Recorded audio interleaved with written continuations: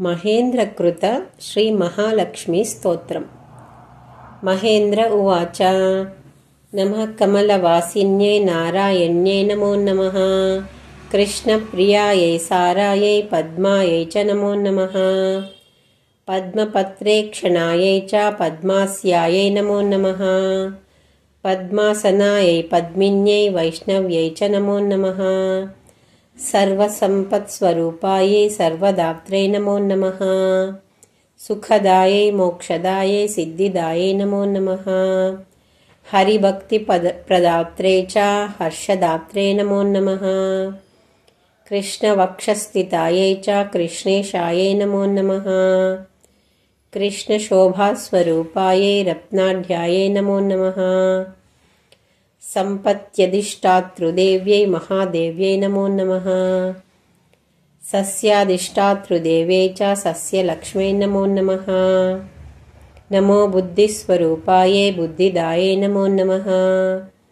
वैकुण्ठे च महालक्ष्मीर्लक्ष्मीर्क्षीरोदसागरे। स्वर्गलक्ष्मीरिन्द्रगेहे राज्यलक्ष्मीनृपालये। गृहलक्ष्मीश्च गृहीणां गेहे च गृहदेवता। सुरभिः सा गवां माता दक्षिणा यज्ञकामिनी। अदितिर्देवा माता त्वं कमला कमलालये। स्वाहा त्वं च हविर्दाने कव्यदाने स्वधा स्मृता। त्वं हि विष्णुस्वरूपा च सर्वाधारा वसुन्धरा। शुद्धसत्त्वस्वरूपा त्वं नारायणपरायणा। क्रोधहिंसावर्जिता च वरदा च शुभानना। परमार्थप्रदा त्वं च हरिदास्यप्रदा परा। यया विना जगत्सर्वं भस्मीभूतमसारकम्। जीवन्मृतं च विश्वं च शवतुल्यं यया विना। सर्वेषां च परा त्वं हि सर्वबान्धवरूपिणी। यया विना न सम्भाष्यो बान्धव्यैर्बान्धव सदा। त्वया हीनो बन्धुहीनस्त्वया युक्तः स बान्धवः। धर्मार्थकाममोक्षाणां त्वं च कारणरूपिणी। स्तनन्धयानां त्वं माता शिशूनां शैशवे यथा।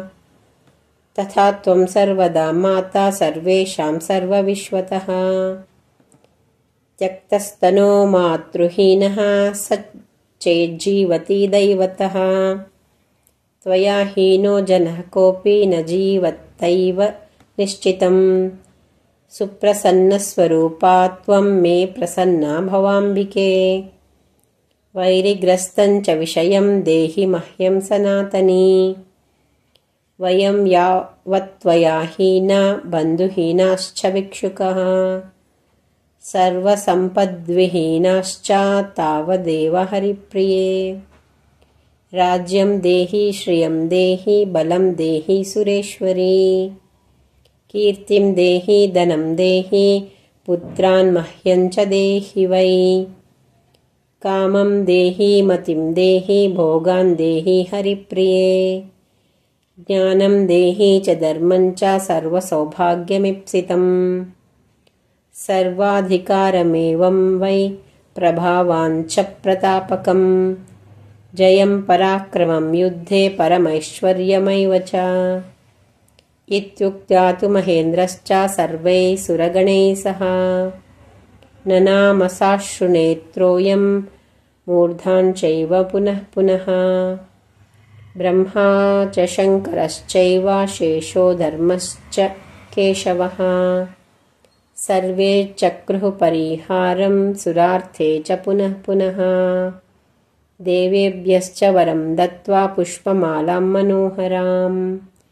केशवाय ददौ लक्ष्मीः सन्तुष्टा सुरसंसदि। ययुर्दैवाश्च सन्तुष्टः स्वं स्वं स्थानं च नारदा। देवी ययौ हरे क्रोडं हृष्टा क्षीरोदशायिनः। ययस्तुस्तौ स्वस्वगृहं ब्रह्मेशानौ च नारदा। दत्त्वा शुभाशिषं तौ च देवेभ्यः प्रीतिपूर्वकम्। इदं स्तोत्रं महापुण्यं त्रिसन्ध्यं यः पठेन्नरः कुबेरतुल्यः स भवेद्राजेश्वरो महान् सिद्धस्तोत्रं यदि पठेत् सोऽपि कल्पतरुर्नरः पञ्चलक्षजपेनैव स्तोत्रसिद्धिर्भवेन्नृणाम् सिद्धस्तोत्रं यदि पठेन्मासमेकञ्च संयतः महासुखी च राजेन्द्रो भविष्यति न संशयः इति महेन्द्रकृत श्रीमहालक्ष्मीस्तोत्रम्।